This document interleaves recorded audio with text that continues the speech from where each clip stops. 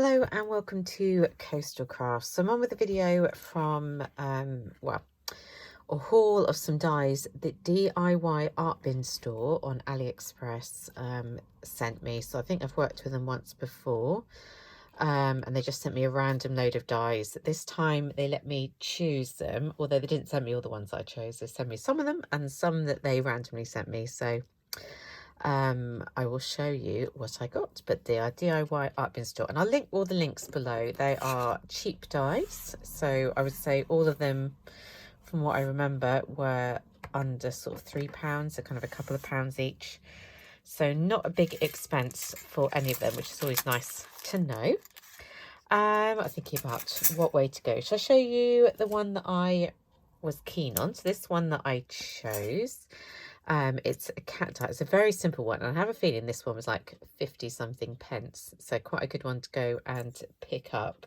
And the reason I like this is probably because you've seen me before punch things out and make little charms from punched out images. Well, these ones are already got the holes in them to be like a tag or like a charm. To me, they're little charms.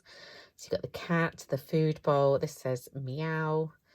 A fish bone, random, kind of, you know, it's not random really, is it? I'm just thinking whether or not you would give your cat bones like that. A little cat and a little paw, and I just use that, and I will continue to use that. So I punch them out a few times, not punch them, I die cut them out a few times so they're nice and thick. I did it in silver. To make some charms to go on a bit of a dangle here. So that would go on a little cat project. So you can see the little cat one there, hanging there, the little fish bone, the little paw, the little meow.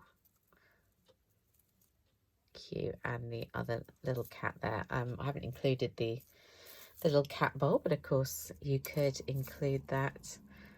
Yeah, I think it's really cute. Obviously, it's very light, so it doesn't have the same, weight to it as a normal charm would do, because it's made of paper instead of metal. But that can have its benefits, can't it? I guess with like postage and stuff. But yeah, I really like how that came out. And there's just some that I did in gold. I did do another one. Can't find it. Can't find it whatsoever. Oh, those beads are quite weighty. These beads, I think they're quite weighty. But that's cute as well.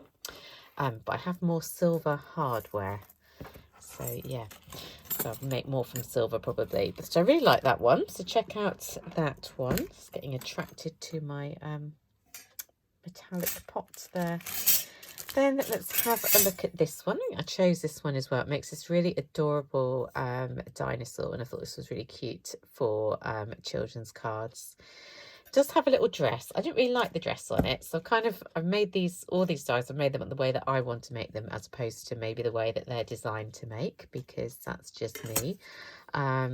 So I didn't put the little dress on because I just didn't like how it looked. I felt it took away from how the dinosaur took. But each of the little dots I just did with a Nouveau drop, and I really like how that has worked out. So it's a bit three-dimensional. Yeah, it looks really cool, I think. And I did add in the wand and the crown, because it's kind of quirky, isn't it? See, it could be quite a masculine dinosaur. It could be this kind of princess or prince type of dinosaur. Yeah, you could do it in all sorts of wacky colours. I just think that would be cool, wouldn't it, on a child's card? Then I got this one. I don't like so much how I've made it up, but I do like the concept of it. So the idea being that you put these bits on to make it a rolling pin, hanging some kitchen utensils. I do quite like baking themed paper crafting projects. This is how it's come out. I quite like it. I think I could do a better job again, so I might have that and sort of combine it in. So to have that on a card, and you could have a little baking message at the bottom, or all sorts of different things could go with that one. I just like baking themed things, so yeah, I like that die. I put this clock in this room, and that I rejected from the bedroom because it was too noisy. It was keeping me awake, and now I'm just conscious of it ticking away. I don't know if you can hear that, but yeah, clock's ticking, eh? What can you do about it? Then I went for a little sheep, because I think I've mentioned before that my mum does love sheep, so I like to do sheep projects. And of course with spring and stuff, why not have some little lambs? So I cut these ones out of felt because I think it's just adorable cut out of felt. Look at them, aren't they just the cutest little things? And yeah, people have asked before, what do you do when you piece these things together with the bits that you don't use? So obviously I've just used the inverse, as we like to say in maths, don't we? The opposite pieces I've just used to make an inverse coloured lamb. This is wool felt I think I've used, so it die cuts perfectly with any dies. Acrylic felt, I've mentioned this before, might not cut as nicely with this. It is worth buying wool felt. But of course you could also cut that out in cardboard. But yeah, I really like them. I think they're really cute. They're quite cutesy. All of these are kind of quite cutesy, aren't they? Little sort of good for children's projects or Easter projects and things. So I like that one. There was another one that also looked like a sheep, which is this one. So there's two different styles of sheep. This one's actually bigger. I did this one in the same wool. And I was thinking, because the head's quite chunky, the head's a bit flat there. I stick it on cardboard at the back to give it a bit of strength, but actually I could have put some wadding in here to give it a bit of, to give the face a bit more volume and structure, I think. And I added a little bow just because I can't resist a little bow. I love bows. They're cute as well, aren't they? Adorable. So there we go. That's the second sheep. So that's the larger sheep. Then there was and it will annoy me that there's a little bit, so let's take that out, the little bit out of there. A little hedgehog, and he's like sort of running along. So he has these little, I guess, patchwork pieces, as if he was a soft toy hedgehog. So you could just do that in kind of a skin colour. I did it in blue because I got some patchwork style paper and I thought he would look cute on a patchwork style card. It's one of those hunky-dory ones. What's it called? Like Return to Patchwork or Country, I don't know. Patchwork Country something malarkey. And I thought he would look cute on that card. I've given him a Nouveau drop nose, so he's got a podgy nose. He is a cutie as well, isn't he? And who doesn't like a hedgehog? I was just checking that I got the right number there. This one is a mermaid. This is the random one they sent me, and why not? So it would look quite cool as an afro, you know, black hair and darker skin. That would have looked really good. I will try that one out as well, but I went for a little mermaid look just because I was thinking Disney, but yeah, I think I would like that with the darker hair. And there we go.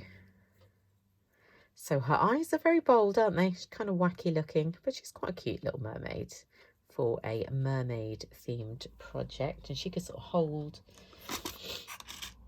what have I got? She could hold a little starfish or something, couldn't she? I just have all these little knickknacks next to me, so I was grabbing some. She could hold a pink life. Oh, could be a bracelet on her. Very stylish. Yeah, so she could hold something in her hands, or she could be resting on a rock. Why not? So that is the mermaid. Another little random one, and I wasn't overly sure about this one, so I've only done part of it.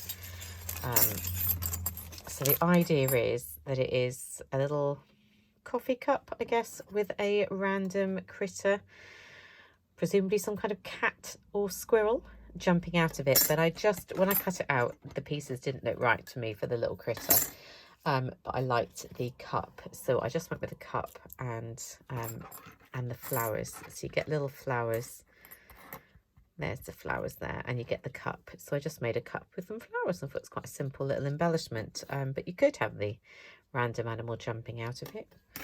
Should you want a random animal jumping out of a cup? Why not? As long as the cup's empty, I guess. That used to be like posters and stuff. They put little kittens in cups. They'd hang it on the wall. Sounds like some trend back in the 90s. This one is a little dog. It's another kind of randomish one. Quite a cute dog, kind of a cartoon style dog. Almost like a Disney style one as well, maybe. I'm not overly up on my Disney, like I wouldn't know Disney characters. It would just sort of imagine to me. That's the little ears and things and the little extra bits that you get to go with it. I'll show you the little dog there. I can sort of imagine it on, I don't know, Lady and the Tramp or some kind of doggy Disney thing. So you get these tiny little hearts, put some on the cheeks there and that one on the nose. And then you get some bigger hearts, but I couldn't think where to put the bigger heart. Maybe you could have one. You'd have one somewhere, couldn't you? And the little flower in the hair. Why not? Obviously things like that are optional, aren't they?